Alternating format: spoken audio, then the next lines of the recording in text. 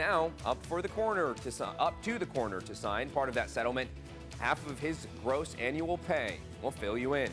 And an additional 80 acres are now owned by the Cowiche Canyon Conservancy. Officials say they've been interested in the land for 2 decades, adding it's a milestone in their efforts to protect habitats. We'll catch up with the executive director to talk the plan for that area. That story and more coming up as you start your day with us right here on Action News.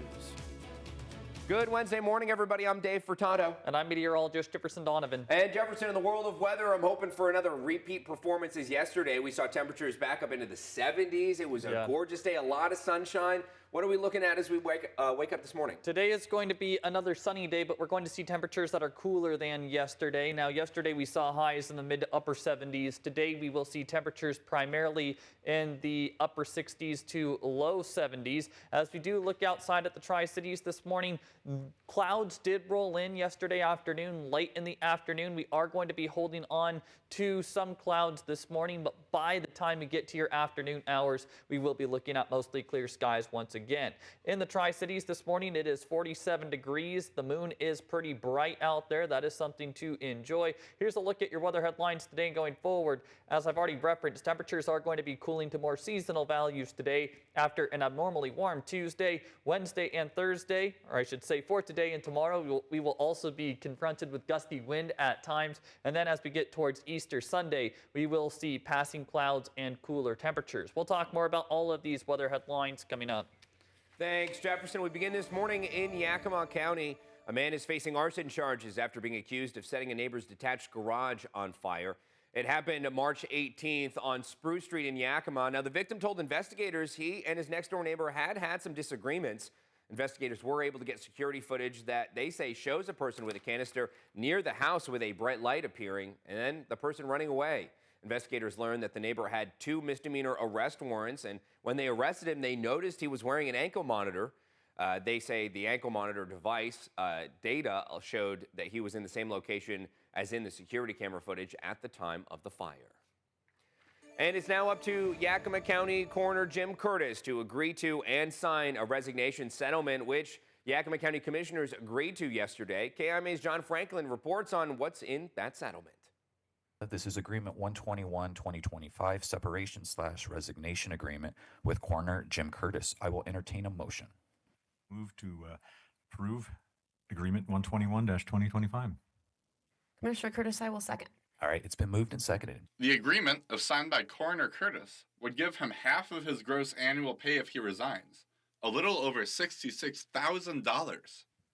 I think I would just offer that this is something that has taken a lot of hard work, and I want to especially emphasize that most of that hard work was done by the public. There is an ongoing effort in the signature gathering phase to recall Curtis. It's paid for by the Justice League of Yakima, and one of the top contributors is County Commissioner LaDon Lindy. It has been a long process. I will just say that I'm glad that we're here. Some may have particular issues with portions of the settlement, but I feel it's in the best interest of the county so that we can actually move forward, restore the public confidence and trust in our coroner's office. If signed, Curtis would have 7 days to revoke his signature, and the agreement is not effective or enforceable until 7 days after Curtis agrees to the terms and signs the document. You know, we deal with a lot of frustrating and challenging things across our docket, and this is, for me, has been one of them, and I'm ready for us to move on, and I will reiterate that I think it's the public that has got us to this point. I'm just anxious for this to move forward. In October, the county commissioners signed a letter addressed to Curtis urging him to resign. Now, 6 months later, they have signed a settlement outlining the conditions of his possible resignation. So with that, there has been a motion and a second. All in favor, please say aye. Aye. Aye. All right. Agreement 121 has been adopted. For Action News, I'm John Franklin. KIMA's John Franklin, thank you. And there is a section in the settlement that clearly states if Curtis does sign, it is not an admission of liability, wrongful or criminal conduct, or fault of any kind whatsoever. However, the criminal court case will continue for now, regardless of any settlement. The county commissioners also cannot speak about the agreement for a week after the coroner signs it, if he does choose to do so. Switching gears this morning, the Tri-Cities Cancer Foundation hosted its 25th annual Cancer Crushing Breakfast yesterday morning. Each year, the event raises thousands to support the Tri-Cities Cancer Center. It's the only not-for-profit treatment center of its kind in our area, which relies heavily on community donations. Imagine that someone came to you and said, hey, your house is at high risk for catching on fire, and then walked away. Your first question would be, well, what do you want to do? I mean, can I have a path to reduce that risk? But if no one was giving you that path, it would leave you with a sense of frustration and anxiety. Not only does the Cancer Center work to detect cancer early in patients, but it supports them throughout their entire journey to crushing cancer. And the Cowiche Canyon Conservancy now has an additional 80 acres of land in the uplands of Cowiche Canyon, marking a significant milestone in their conservation efforts to protect shrub steppe habitats. KIMA's Mallory Aldrich tells us more. This is a property that we have been interested in for over 20 years. It's part of the existing trail network up here, important habitat, and we're thrilled to take ownership of it and have it be permanently protected. The Conservancy's plan for the land is to keep it protected and in its natural state. It's important to us that we have opportunities for people to connect with the landscape here so that people understand the value and importance of shrub steppe. In its natural state, the land is a particular type of habitat based on climate. Shrub steppe is a particular type of habitat. We live in an arid climate. Shrub steppe is a combination of shrubs, bunch grasses, and a variety of flowering plants. On the shrub steppe lands, there are different types of flowers that bloom each season. Right now in bloom, you find balsam root, phlox, sage violets. There's a variety of buckwheats that you are in bloom later in the summer, and between now and June, there's just a revolving show of wildflowers that you can find up in that area.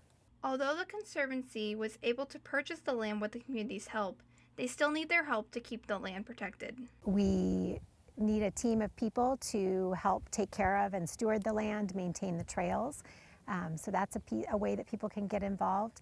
Learning about the shrub steppe and understanding why this habitat is so important is another thing that people can do. Reporting for Action News, I'm Mallory Aldrich. KIMA's Mallory Aldrich, thank you. Jefferson, blue skies in that video. It seems like we're going to see more blue skies today, and I'm hoping that we're going to see this trend continue for the rest of the week. Yes, it is going to be a pretty sunny rest of the week. Now, what I will say is that clouds did roll in pretty thick for some of us late yesterday afternoon. Clouds are hanging around this morning, but by this afternoon, we will be breaking out to the mostly sunny skies once again. Temperatures today are going to be a fair bit cooler than we did see yesterday, with highs only in the mid 60s to low 70s today, as opposed to the mid to upper 70s that we did see yesterday. Also, we are going to be watching for some gusty winds as we head into your late afternoon hours. We will discuss all of that coming up. Thanks, Jefferson. The time now is 5:09. Coming up on KEPR KIMA this morning, we head to Olympia, where a bill working through the Capitol building could change the way people buy a gun in the Evergreen State. It would add requirements on top of the background checks and mandatory waiting period. The new ones: permits to buy a gun and a certified firearms safety course. Those against it say the state's not equipped to handle it, but supporters say other states have similar laws and saw a positive impact. We'll dive into both sides in about 2 minutes. But later in the show, for the second time in 2 years, a shooting at a high school in Dallas, Texas. Yesterday, 4 were injured, 3 by gunshot. Injuries range from non-life-threatening to serious, and officials say a suspect is in custody. We'll talk that and more when we get to national news. Stay with us.